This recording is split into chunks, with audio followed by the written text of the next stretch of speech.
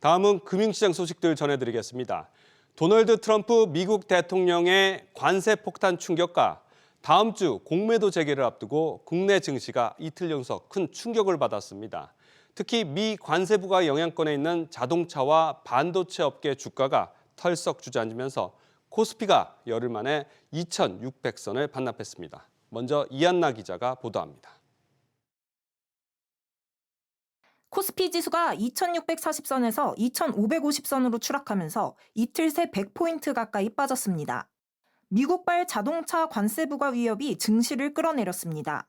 What we're going to be doing is a 25% tariff on all cars that are not made in the United States. 국내 자동차 관련 주가는 이틀째 급락했습니다. 현대차는 3.35%, 기아는 2.66%, 에코프로비엠은 4% 넘게 하락하며 약세를 보였습니다. 미 관세부가 영향권에 있는 반도체주는 AI 투자 거품론이 떠오르면서 약세를 보였습니다. SK하이닉스는 3% 넘게 하락해 20만 원 선이 붕괴됐고 2% 이상 빠진 삼성전자는 6만 원 선을 간신히 방어했습니다. 이렇게 불안감이 커지면서 일각에서는 코스피가 내년 말 2,200 수준까지 크게 떨어질 수 있다는 전망까지 나옵니다.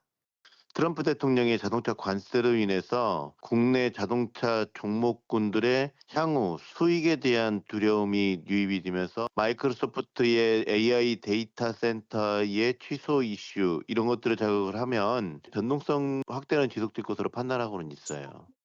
한편 오는 31일부터 대체거래소에서 거래할 수 있는 종목은 350개에서 796개로 2배 이상 늘어납니다. 동시에 대량 바스켓 매매도 시작돼 기관 투자자의 참여 환경이 개선될 것으로 기대됩니다. SBS 비즈 이한나입니다. 네, 이처럼 국내 증시는 공매도 재개를 앞두고 크게 출렁였습니다. 사흘 뒤인 오는 31일부터 5년여 만에 전 종목 공매도가 재개되는데 그동안 개인과 기관 투자자 사이에 이른바 기울어진 운동장을 바로잡는 작업들이 이루어졌습니다. 공매도 거래 조건이 어떻게 바뀌는지 먼저 이민우 기자입니다. 공매도에 참여하려는 개인 투자자들은 이제 한국거래소 대신 이용하는 증권사를 통해 1시간가량 모의 거래를 해야 합니다.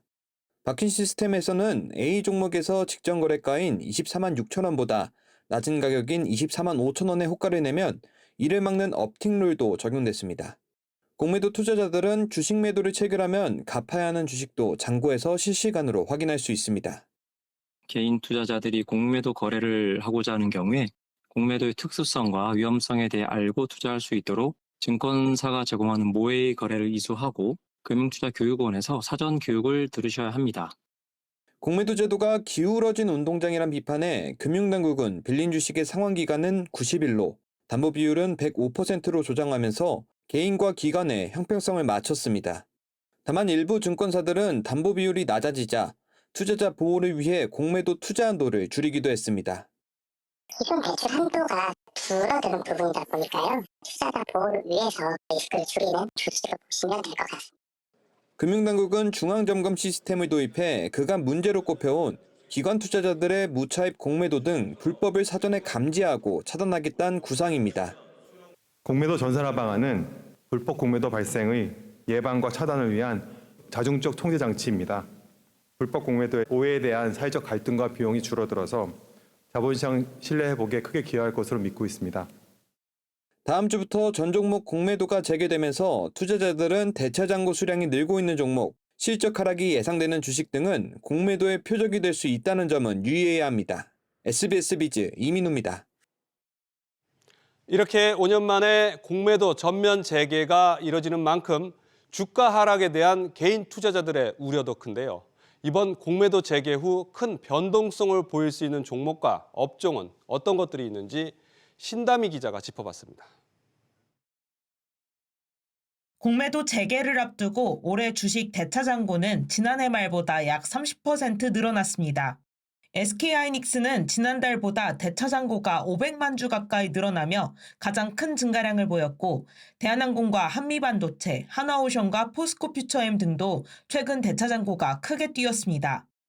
비싼 종목들 혹은 많이 오른 것들에 대해서 공매도가 쌓일 가능성이 높다. 업종 내에서도 특히 비싼 거, 방산으로 치면은 하나에어로스페이스 같은 것들, 이런 것들이 좀 주로 타겟이 될 가능성이 크다라고 보고 있어요.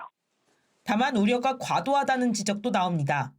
과거 3차례 공매도가 재개됐을 때 시장 흐름은 오히려 상승세를 보였기 때문입니다. 공매도 재개 후 코스피 3개월 수익률은 2009년에는 14% 상승했고 지난 2021년에도 1.7% 올랐습니다. 투자의 한 수단이 제어됨으로 인해서 롱수 펀드라든지 액티브 펀드들이 들어오기 주저됐죠. 여러 가지 전략을 구사할 수 있기 때문에 적극적으로 들어올 수 있는 용이 열릴 것이다라고. 여기에 공매도 금지가 걸림돌로 꼽혔던 MSCI 선진국 지수 편입에 대한 기대감이 커지고 있습니다. SBS 비즈 신다입니다. 명품 거래 플랫폼 반란이 정산을 하겠다고 한 약속일을 맞았지만 결국 이뤄지지 않았습니다. 약속을 믿었던 입점사들은 패닉에 빠졌고 이 반란이 시간 끌기를 하고 있다며 집단 대응을 검토하고 나섰습니다. 먼저 오서영 기자입니다. 반란의 오늘자 공지입니다. 최영록 대표는 정산 지연을 사죄드린다며 문제 해소를 위해 경영진과 주주들은 외부 자금 유입을 포함한 구조적 변화까지 다각도로 고민하고 있다고 밝혔습니다. 다음 주에는 정산 계획을 내놓겠다는 입장입니다. 하지만 불씨는 커지고 있습니다. 공지를 24일날 정산일 당일날 했었던 것도 시간 끌기 용으로 한 게 아닌가 얘기를 지금 많이 하고 있어요. 많은 셀러들이 지금 정산 받지 못할 거라고 거의 생각은 해요. 단순 시스템 오류라며 오늘까지 재정산을 마칠 수 있다고 강조했지만 반란의 말이 달라졌기 때문입니다. 수억 원가량을 정산받지 못한 업체들은 노심초사 중입니다. 리넷도 사태 터지고 나서 셀러들이 그 플랫폼에서 이탈을 할 수가 있잖아요. 이제 안심을 시키려고 우리는 이제 PG사 통해서 정산 지급을 할 거야. 그러니까 판매자님들 걱정 안 하셔도 돼요 이랬어요. 거짓말이에요. 근데 그거 자체가 사기가 아니냐는 거죠. 실제로 지난해 반란은 입점사들의 안전한 대금 관리를 위해 피지사를 통해 정산하겠다고 대대적으로 알렸습니다. 하지만 이번 정산 지연 사태 이후 해당 피지사는 인프라만 제공할 뿐 정산에 직접 관여하지 않는다는 입장을 내놨습니다. 반란이 계속해서 뚜렷한 정산 방안을 내놓지 않을 경우 업체들은 결국 형사 고발에 나설 것으로 보입니다. SBS 비즈 오서영입니다. 네, 이번 반란 사태는 앞서 티몬과 위무프에서 벌어졌던 대규모 미정산과 기업회생 상황과 닮을 꼴입니다. 결국 기업회생으로 갈 경우에 이 미정산 문제는 어떻게 되는지 이 문제는 이광호 기자와 함께 알아보도록 하겠습니다. 자, 이 기자, 네. 이번 반란 사태가 과거 TMF 사태와 거의 판박이라고요?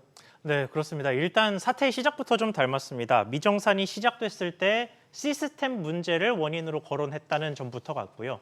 또 사태가 진행되자 전 직원이 재택근무에 들어간 점, 그리고 사태 직전에 매출 확대에 열을 올렸다는 점도 비슷합니다. 반란의 월별 카드 결제 추정액을 좀 살펴보면요. 지금 보시는 것처럼 꾸준히 떨어지던 결제액이 지난해 11월과 12월 두 달 연말만 갑작스럽게 오르는 양상을 보입니다. 이게 대규모 할인 행사를 통해서 급한 돈을 끌어 모았다는 지적이 나오는데 반란 측은 마케팅 성과였다면서 이례적인 할인 행사는 없었다고 해명했습니다. 네, 이 기자, 네. 이 현재 반란의 내부 상황은 어떻습니까?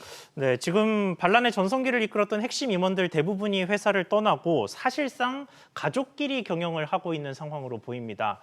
2023년 실적 개선에 큰 역할을 한 것으로 알려졌던 재무실장은 지난해 초에 회사를 나갔는데 아직도 공석인 상태고요. 가운데 새로 영입했던 CFO도 5개월 만에 퇴사했습니다. 또 지난달에는 최고 기술 책임자 CTO도 회사를 떠난 것으로 확인됐습니다. 결과적으로 현재 반란에는 최영록 반란 대표와 그 동생, 아내와 공동 창업자 1명까지 4명의 최고 임원만 남아있는 상태입니다. 반란 대표가 다음 주에 이 향후 계획을 밝히겠다고는 했지만 이러다가 홈플러스처럼 기습 기생회생이라도 신청하게 되면 이 미정산 문제는 어떻게 되는 겁니까? 네, 일단 회생 신청을 하게 되면 바로 동시에 법원이 자산을 동결하게 되기 때문에 판매자들에 대한 정산은 즉시 바로 막히게 되는 셈입니다. 그리고 나서 회생 절차의 개시가 결정되면 채권 조사 등을 거쳐서 기업이 회생 계획을 내게 되고요. 그 계획을 법원이 다시 받아들이면 판매자를 포함 포함한 채권자들의 돈도 돌아오기는 하는데 관련해서 자세한 내용 변호사 이야기 들어보시죠. 법원이 회생 계획을 인가하면 기업은 그 회생 계획안에 따라서 채권을 변제하게 됩니다. 변제 방식은 통상 채권의 원금 중에서 일부를 분할하여 갚는 방식으로 진행됩니다. 네, 결국은 받을 돈이 크게 줄어들게 되는 셈인데요. 최근에 반란뿐만 아니라 머스트잇이나 트렌비 등 다른 유사 플랫폼들도 결제액이 급감하는 등 사정이 나빠지고 있어서 이를 둘러싼 우려가 더 커지는 모습입니다. 네, 이 기자, 이 소식은 다음 주에도 들어오는 대로 계속해서 전해주시죠. 알겠습니다. 다음 소식입니다. 고려 아연 경영권 분쟁의 운명을 가를 정기주주총회가 오늘 오후에 종료됐습니다. 주총 직전은 물론 초반까지도 영풍의 의결권을 두고 양측 공방이 치열했는데요. 일단 최윤범 회장이 경영권 방어에 성공하는 쪽으로 마무리됐지만 갈등의 불씨는 여전히 남았습니다. 취재 기자 연결합니다. 유정현 기자. 네, 유정현입니다. 최 회장이 경영권 방어에는 일단 성공을 했다고요? 그렇습니다. 영풍의 의결권이 인정되지 않으면서 최 회장이 유리한 표대결 구도를 가져갈 수 있었는데요. 가장 핵심 안건이었던 이사 수를 최대 19명으로 제한하는 안건은 출석 주주 71% 찬성으로 통과됐습니다. 따라서 이사회에 자신들 인물을 대거 진입시켜 과반을 차지하려 했던 영풍과 MBK 파트너스의 계획은 일단 무산됐습니다. 이후 진행된 이사 8명 선임 안건에서도 최 회장이 이사회 장악력을 유지하는 데 성공했는데요. 이번 주총에서 선임된 이사 8명 중 5명이 최 회장 측 후보로 결정되면서 현재 이사회 15명 가운데 11명이 최 회장 측 인물로 구성됐고요. 영풍과 MBK 파트너스 측 인물은 4명에 그쳤습니다. 임시주총에 이어서 이번 정기주총까지 최 회장 측이 경영권 방어에 성공은 했지만 이번 분쟁이 초장기전으로 흐를 수 있다는 전망도 나오던데 여전히 변수가 많이 남았죠? 그렇습니다. 지난 임시주총과 마찬가지로 영풍의 의결권을 인정하지 않은 데 대해 영풍과 MBK 파트너스가 강력하게 반발하고 있습니다. 영풍과 MBK 파트너스는 주총 직후 왜곡된 정기주총 결과에 대해 즉시 항고와 효력정지 등 가능한 방법을 동원할 거라며 법원에서 왜곡된 주주의 의사를 바로잡고자 한다고 밝혔습니다.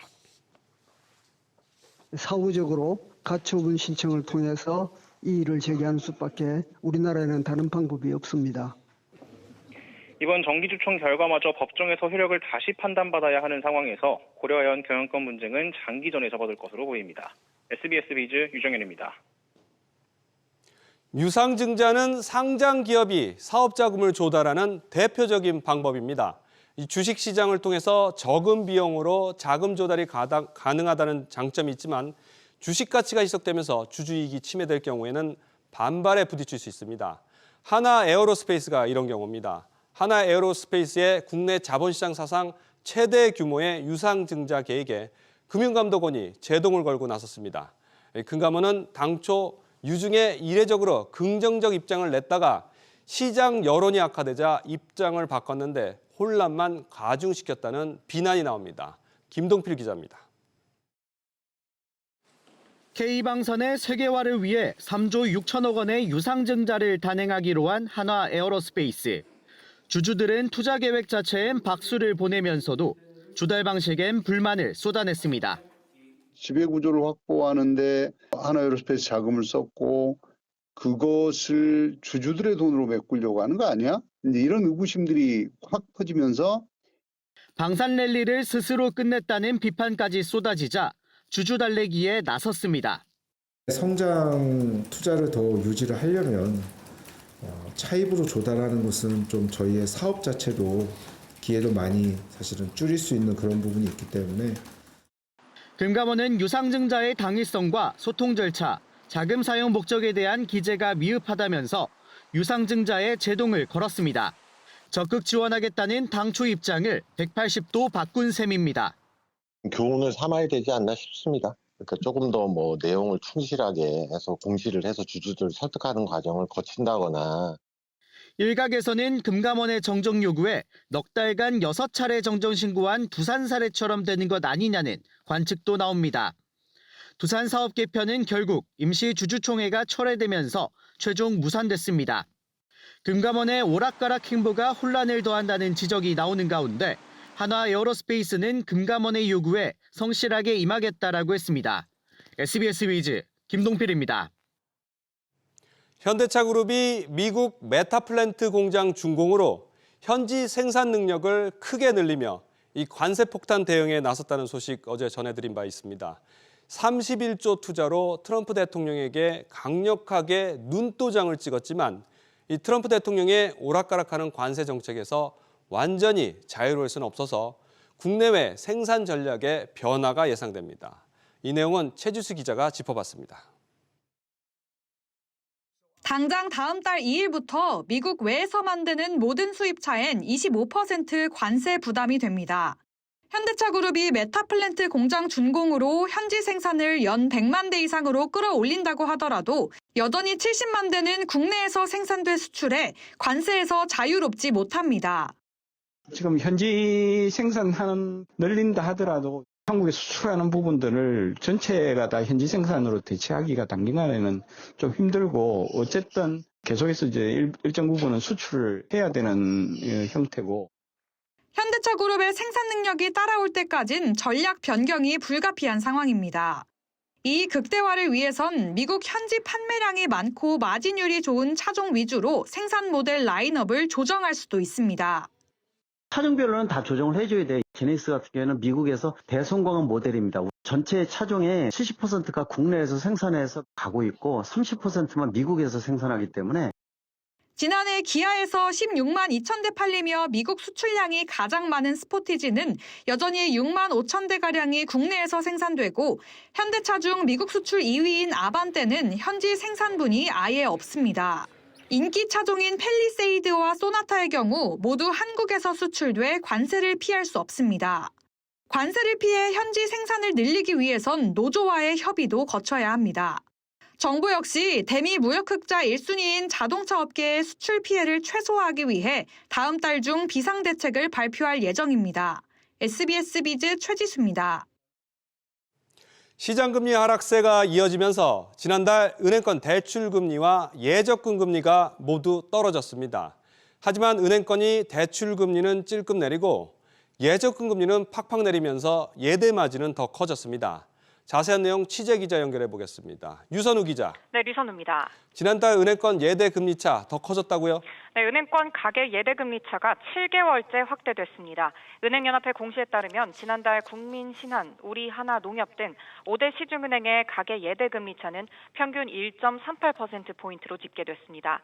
이는 전달보다 또 소폭 오른 겁니다.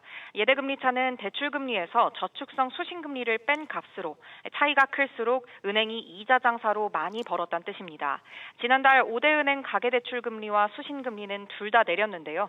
평균 가계 대출 금리는 4.3%대로 전달보다 약 0.1%포인트 내렸고 수신 금리는 그보다 조금 더 떨어지며 2%대로 주저앉았습니다. 유 기자, 이렇게 예대 금리 차가 가장 컸던 곳은 어딘가요? 네, 농협은행이 지난달에 이어 예대금리차 1위를 기록했습니다. 농협의 가계 예대금리차는 1.47%포인트로 전달보다 0.01%포인트 커졌고요. 신한은 전달보다 0.02%포인트 줄고 하나는 0.03%포인트 올라 나란히 1.4%포인트로 예대금리차 2위를 기록했습니다. 국민과 우리는 1.3%포인트대를 기록했습니다. 인터넷은행과 지방은행, 외국계 은행까지 합쳐서 보면 가계 예대금리차가 가장 큰 곳은 지난달에 이어 또 전북은행이었는데요.